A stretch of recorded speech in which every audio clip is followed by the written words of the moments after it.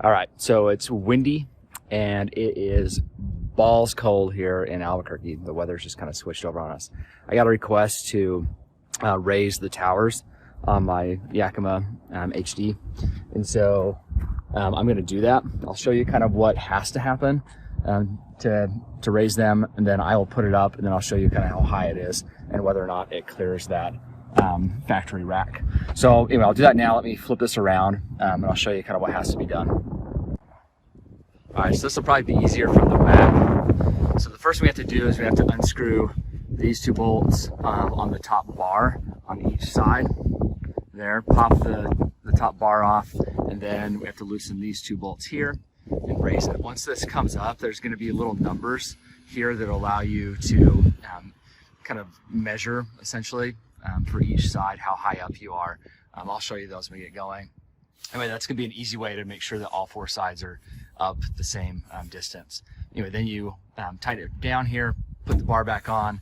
Because these tower bars are angled up, you do have to remeasure them once they get up top. So I'll do that real quick, and I'll show you kind of how high up it goes. All right, so I've got the back one off and done. Didn't take me too long. I think part of the issue is that, like I said, it is very cold, and so my fingers are numb.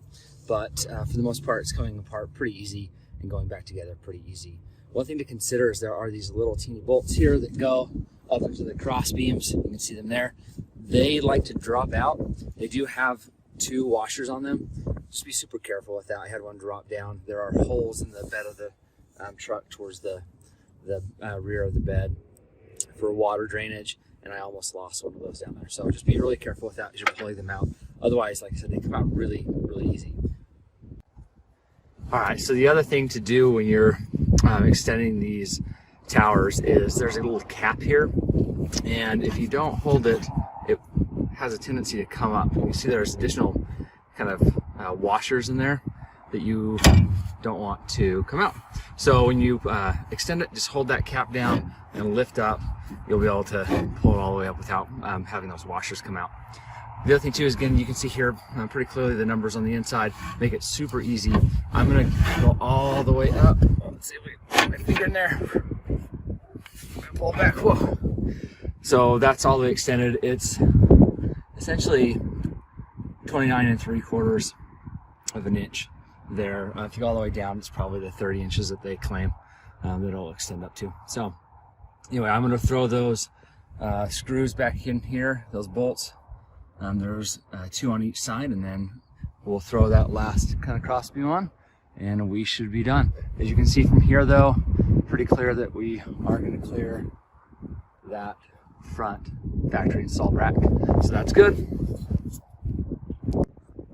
All right, so the height change on the rack is complete. We got it up at the highest setting, which is 30 inches.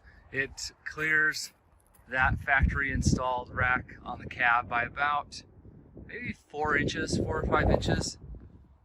Once you get the cross beams on, it is very solid.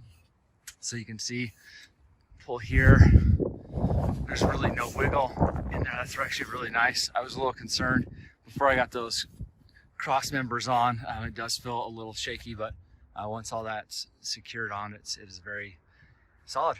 Looks like it'll do really well.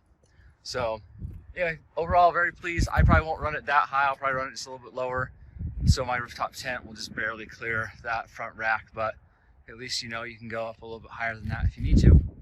So thanks for joining me today, and we'll see you next time.